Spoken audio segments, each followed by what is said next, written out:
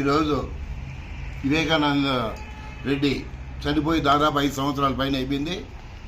ఆ కేసు ఇంతవరకు సిబిఐ కానీ రాష్ట్ర పోలీసు వాళ్ళు కానీ దాని మీద ఇంతవరకు చర్య తీసుకోవాలి. కారణం అందరికీ కూడా తెలుసు, మన ఆంధ్రప్రదేశ్లో ప్రజలందరికీ తెలుసు. హత్య జరిగిండేది అవినాష్ రెడ్డి వాళ్ళ కుటుంబ సభ్యులు చంపినారని చెప్పి అందరికీ తెలుసు, జగమెరిగిన సత్యం. అయితే మన ముఖ్యమంత్రి గారు అతన్ని ఎన్నిక చేసుకొని రావాల్సిన ఉద్దేశంతో ఈరోజు ఆనంద్ కూడా ఫస్ట్ మన తెలుగుదేశం మీద పెట్టినాడు. తీరా చూస్తే మొత్తం వాళ్ళే అని చెప్పి హస్తం ఉందని చెప్పి అందరికీ తెలుసు. ఇంత అన్యాయంగా ఇంత అక్రమంగా ఎప్పుడు ఎక్కడ కానీ ఏ ముఖ్యమంత్రి చేయలే. మీకు అందరికీ తెలుసు, చిన్న సమస్య వచ్చినా కూడా, చిన్న కేసు అయినా కూడా అర్ధరాత్రిలో పోలీసు వాళ్ళు వచ్చి ఇంటి చుట్టూ వచ్చి ఈరోజు కొన్ని వేల మందిని తెలుగుదేశం నాయకులందరినీ లోపలేసినారు. ఏం కేసు లేకుండా కూడా ఈరోజు అంత గొడ్డలి వేటేసి అంత పబ్లిక్లో చంపినప్పుడు ఈరోజు వాళ్ళ మీద ఇంతవరకు చర్య తీసుకోవాలా.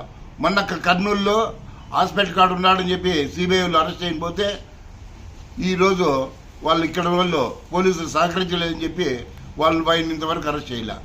చంద్రబాబు నాయుడు గారి మీద ఏ కేసులు లేనప్పుడు ఆయన కర్నూలు నంద్యాల కాడ అరెస్ట్ చేస్తే వేల మంది పోలీసు వాళ్ళు వచ్చినారు. ఆ పోలీసు వాళ్ళు అప్పుడు ఏమైనారు? ఆయన అవినాష్ రెడ్డిని అరెస్ట్ చేసేటప్పుడు ఈ పోలీసు వాళ్ళు ఎందుకు సహకరించాలా? వీళ్ళ హస్తం లేదా? ఖచ్చితంగా వీళ్ళ హస్తం ఉంది. వీళ్ళ హస్తం లేనప్పుడు ఎందుకు అరెస్ట్ చేయరు వాళ్ళు?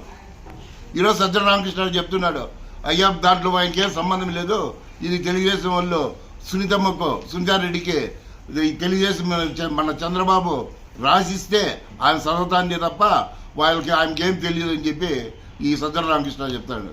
ప్రజలందరూ గమనించండి, ఈ సొంత చెల్లిలే ఈరోజు మా ఆయనకు ఓట్లు వేయద్దండి, దయచేసి చెప్తాండా వేయద్దండి అని చెప్పి ఆమె రిక్వెస్ట్గా అందరినీ కూడా ప్రజలు కోరుకుంటారంటే ఎంత అన్యాయంగా ఉందో, ఎంత అక్రమం మీరందరూ గమనించి రాబోయే కాలంలో ఈ ముఖ్యమంత్రిని గద్దె దింపాలని చెప్పి ప్రతి ఒక్కరిని పేరున కోరుకుంటున్నాం.